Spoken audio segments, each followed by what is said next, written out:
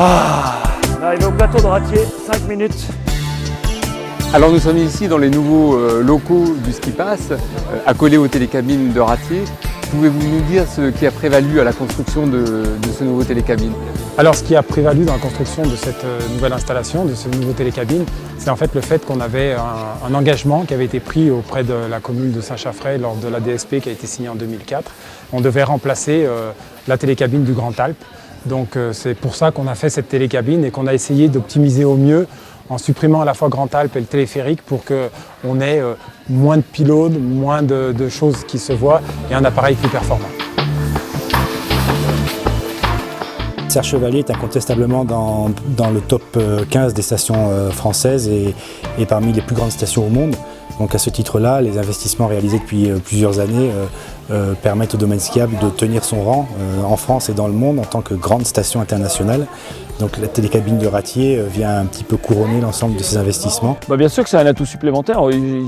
Les gens n'ont plus l'habitude maintenant de faire la queue et je pense qu'au lieu d'avoir un développement tous azimuts, et là je parle d'un développement géographique, d'agrandir les stations, on a beaucoup de travail à faire en France et partout d'ailleurs sur les remontées en elles-mêmes, sur le débit, sur la gestion des flux et ce que fait ici la Compagnie des Alpes est absolument super. On a encore un ou deux petits points à améliorer dans la station, mais on a fait beaucoup de travail avec la compagnie et je pense que maintenant, le départ de Chantemerle n'est plus un problème en tout cas. Alors comme beaucoup de chantiers en montagne, il y avait un impératif de délai puisqu'on devait exploiter les anciennes remontées jusqu'à la fin de la saison dernière. Donc les travaux ont commencé dès la fin de la saison dernière au mois d'avril avec un planning très serré pour pouvoir livrer l'installation en temps et en heure pour la saison suivante. Et aujourd'hui, on a la grande satisfaction d'avoir rempli la mission puisque la télécabine est réceptionnée, qu'elle est en ordre de marche.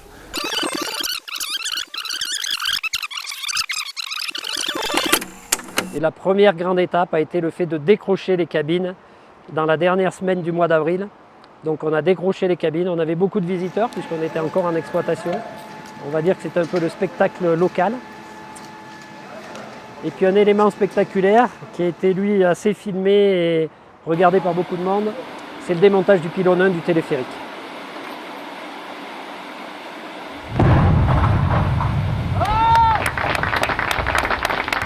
Alors on peut effectivement parler de compte à rebours puisque les délais entre la fin de la saison d'exploitation c'est généralement fin avril et puis là on arrive maintenant avec, on est à 15 jours de l'ouverture de cette saison et quand on reprenait le planning du constructeur et des différentes entreprises, on se rendait compte qu'effectivement il fallait vraiment commencer le plus tôt possible dans le mois d'avril pour être sûr de pouvoir livrer un appareil fini, correctement fini dans les temps.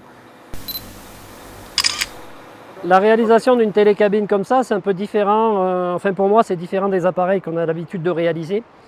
Il faut qu'on réalise des bâtiments et qu'on crée un garage pour garer les véhicules.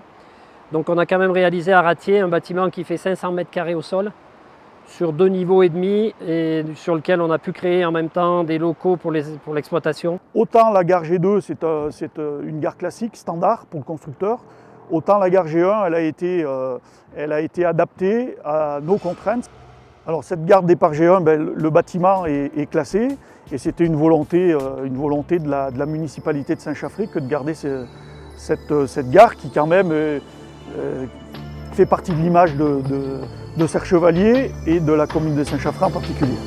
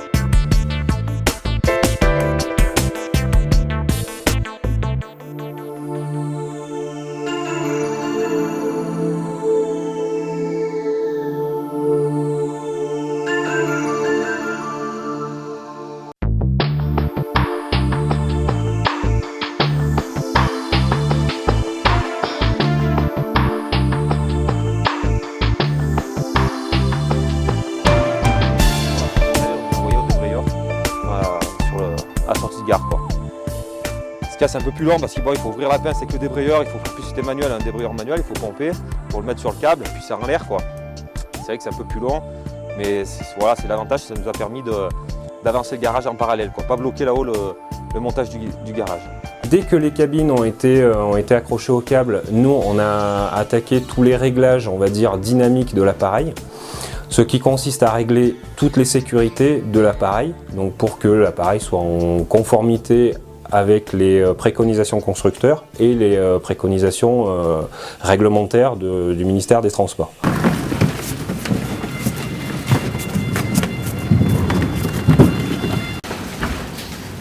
Quand on charge les cabines, c'est pour faire tous les essais de freinage, c'est-à-dire que donc cet appareil, comme n'importe quel véhicule, un train, une voiture, un camion, etc., a des freins pour pouvoir s'arrêter. Et donc on va valider nos essais de freinage pour qu'on ait des freinages qui soient donc réglementaires, c'est-à-dire qu'on ne s'arrête pas trop fort ou trop vite, ou qu'on ne s'arrête pas trop lentement. L'appareil est qualifié, c'est-à-dire que toutes les sécurités ont été testées, ont été validées. Et aujourd'hui, avant que cet appareil rentre en exploitation, on fait une formation au conducteur pour lui montrer toutes les options et toutes les capacités de cet appareil pour que les conducteurs, quand ils arrivent ici avant la saison, aient déjà cet appareil en main et puissent l'exploiter dans les bonnes conditions.